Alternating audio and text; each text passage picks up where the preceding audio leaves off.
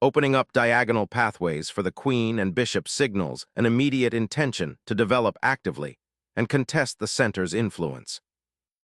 Preparing a pawn chain.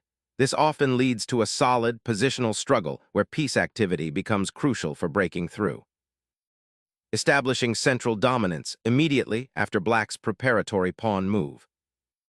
Challenging the center immediately opens lines and tests white's pawn structure. Opening the center like this invites queenside development and could lead to an isolated pawn scenario for black. Reclaiming the pawn on d5 with the c-pawn clarifies the center and prepares for development, challenging white's central control. Instantly challenging black's central pawn structure, this gambit opens lines and seeks to gain the initiative through dynamic play. Developing the knight here unblocks the bishop and prepares castling, a crucial step in securing the king's safety. This develops a knight to its most natural square, preparing to contest the center and potentially castle. Solidifying the pawn center, black prepares to develop pieces actively and connect the rooks. Reinforcing the central pawn structure and preparing development, this knight calmly prepares to join the fray. Developing the bishop to this square aims to connect the rooks and prepare for castling, reinforcing the central pawn structure. Developing the bishop to a proactive square, this establishes an immediate pin on the knight, influencing the center and preparing for castling. Sacrificing central control for temporary material gain, this pawn grab opens lines but allows white a free hand in development and central influence. Liberating the bishop from its pawn shield, this recapture opens lines and pressures black's center. Securely tucking away the king establishes a solid defensive posture amidst the center's dynamic tension. Castling here secures the king and prepares to activate the rook on the open files, a prudent step given the central tension.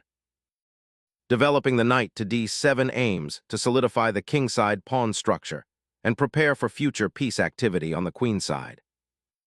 Shifting the queen to attack the c4 pawn sets up a potential queenside bind and prepares for future central expansion. Cleverly repositioning the knight to a more active square on the queenside, eyeing the weak c4 pawn and potentially disrupting white's control.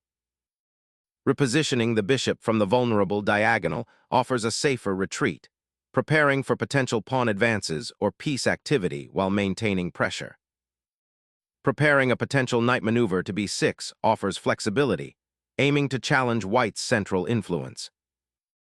Asserting control over the central files opens avenues for aggressive piece play. A strategic repositioning, reinforcing the bishop's diagonal and preparing for potential queenside play. Injecting a knight into the center here aims to disrupt black's queenside coordination and create immediate threats. Liberating the bishop's diagonal, this move aims to equalize piece activity and challenge white's central control.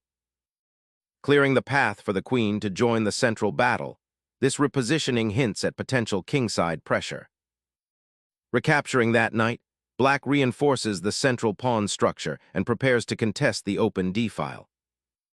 Reclaiming the c4 diagonal enhances piece activity and prepares a kingside assault, creating immediate pressure. Exchanging knights here liberates black's queenside and clears the way for piece activity, aiming to neutralize white's central influence. Opening the d-file now creates significant pressure along the central column, aiming to exploit black's slightly uncoordinated pieces. Suddenly, black disrupts white's knight on f4, aiming to challenge piece activity and possibly open lines. A surprising diagonal assault, aiming to destabilize the black king's safety by creating immediate threats. Avoiding a vulnerable pawn structure while creating an escape square for your king is a wise defensive maneuver here. Reclaiming the bishop's open diagonal for an active role, this maneuver looks to pressure black's queenside pawn structure. Reclaiming the c-file's influence becomes paramount as black redirects their queen to solidify the pawn chain and prepare for potential counterplay. Unleashing the kingside pawn storm, white seeks to fracture black's pawn structure and expose the monarch. A passive retreat, this bishop abandons its attacking potential and cedes central influence, potentially allowing white to consolidate a dangerous space advantage.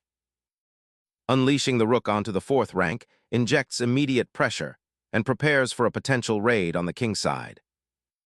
Shifting the queen to c5 aggressively, eyes the c2 bishop and aims to disrupt white's coordinated pieces, aggressively opening the king's escape route while threatening the f7 pawn, though it vacates the g-file for black's rook. Unleashing the f-pawn disrupts white's well-placed pieces and creates counterplay on the king side.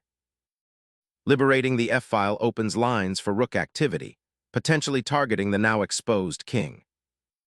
Reclaiming the central file, the rook now eyes the exposed king, adding immediate offensive pressure. Shifting the bishop to a more active diagonal prepares an attack on the weakened kingside pawns. Reclaiming the bishop's outpost on c6 solidifies a defensive shield and prepares to contest the central open files, subtly redirecting pressure. Sacrificing material to expose the king creates immediate tactical chaos and a desperate fight for survival.